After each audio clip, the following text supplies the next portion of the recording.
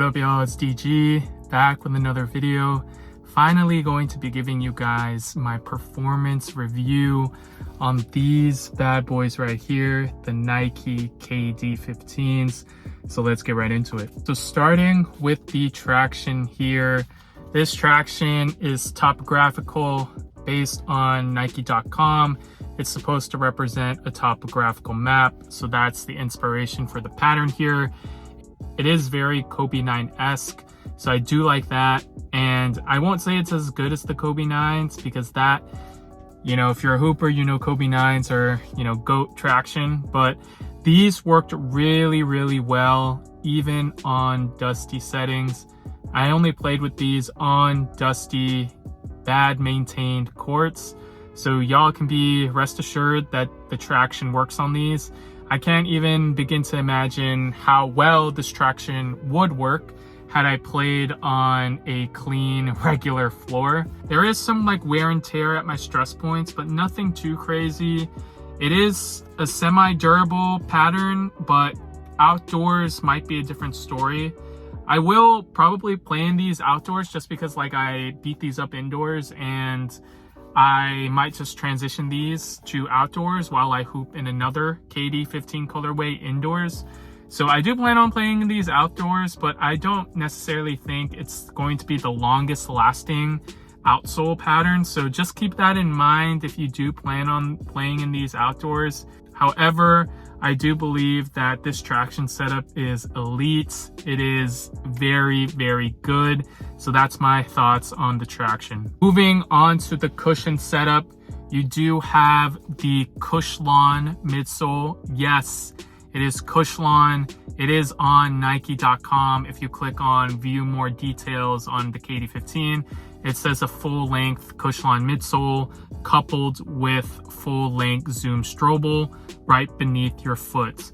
And so, like I said in my first impressions, my opinion on the cushion hasn't changed.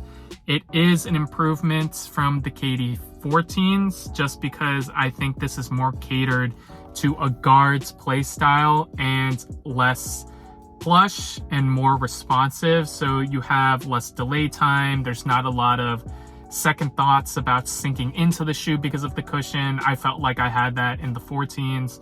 Although the 14s, like, don't get me wrong, were like a GOAT performer as well.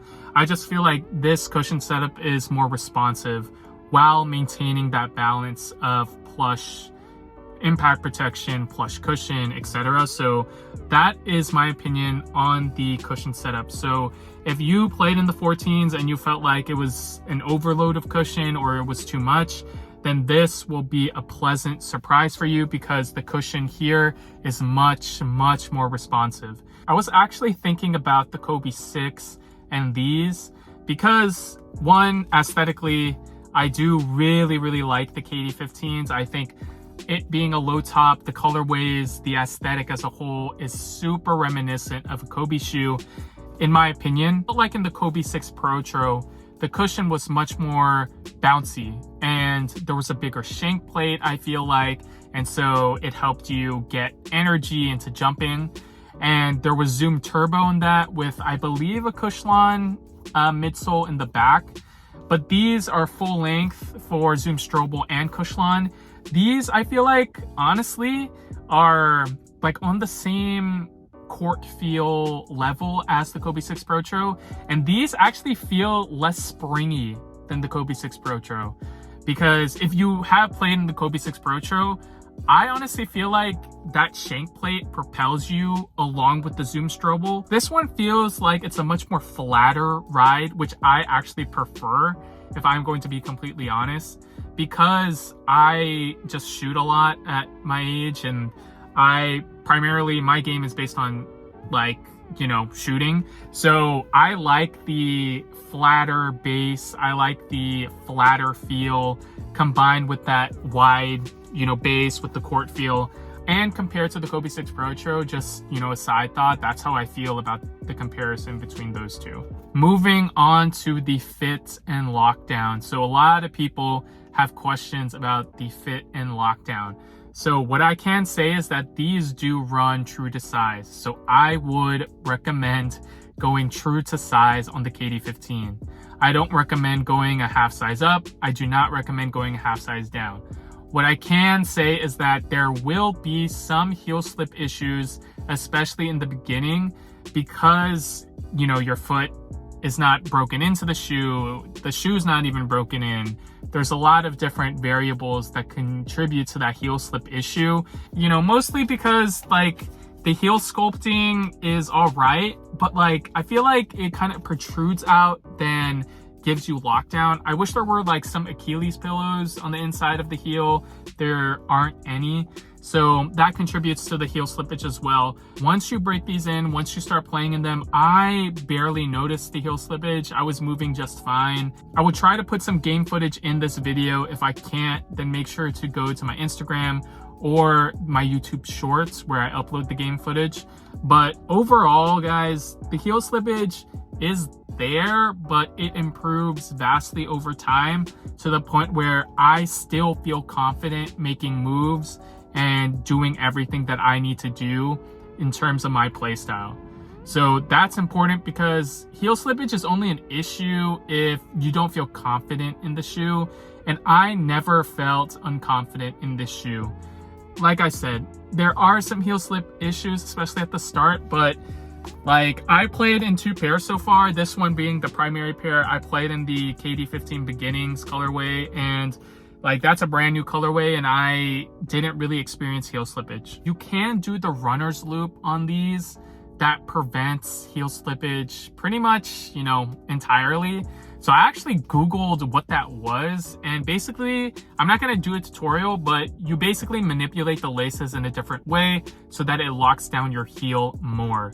So that's called a runner's loop, a runner's lace, or whatever it's called. So I actually recommend doing that. I actually did that for the KD15's beginning colorway because that was a new colorway that I haven't played in before, and the runner's loop actually helped in terms of heel slippage. However, I played with this colorway without the runner's loop at all and didn't really experience heel slippage over time. So take that for what you will, but a runner's loop is always an option. You have a mesh upper with plastic containment wings on the sides, both on the lateral and medial side. You have kind of this heel counter right here. It's like a different like material. I don't know what it's called, but it does feel pretty nice. And overall, the shoe feels comfortable. It is a very comfortable shoe from a material standpoint. You're not gonna have any complaints, honestly. There will be future colorways that feature leather on the back portion, as well as the tongue. There have been leaks of those, and most notably the KD15 Aunt Pearls will feature that. But overall materials, can't complain. In terms of overall aesthetics, I did touch upon this earlier, but I really think that the KD15 is one of the best looking shoes that has released by Nike in a while. And I really like it because the colorways are great. The silhouette in general is just more so my preference as a shoe. They're not doing like a backward swoosh or anything too crazy. It's like a traditional swoosh. It looks good with these plastic wings. You can change the color of that. The only gripe I have about the aesthetics of this shoe is like this wavy pattern that they've continued to put on the upper. And they've included this on the KD14. And y'all know, like on the KD14, like those felt like wavy things on the upper that like look like a leopard pattern. They basically continued that pattern, but instead of felt, it's underneath the mesh upper.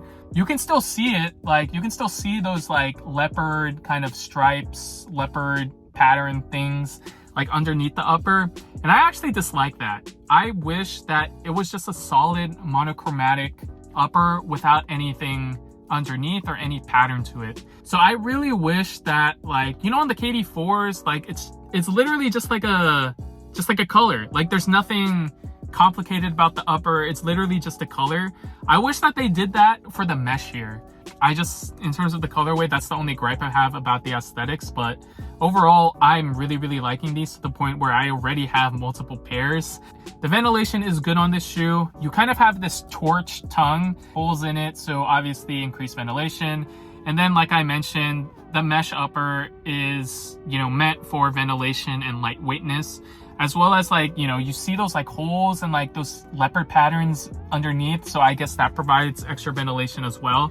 So no complaints on the ventilation. It's not going to be like the most well ventilated shoe, obviously, but your foot is still going to sweat in these, but like compared to like a LeBron shoe, these are definitely more well ventilated. Overall, guys, the KD15 is one of my favorite shoes of this year so far, hands down.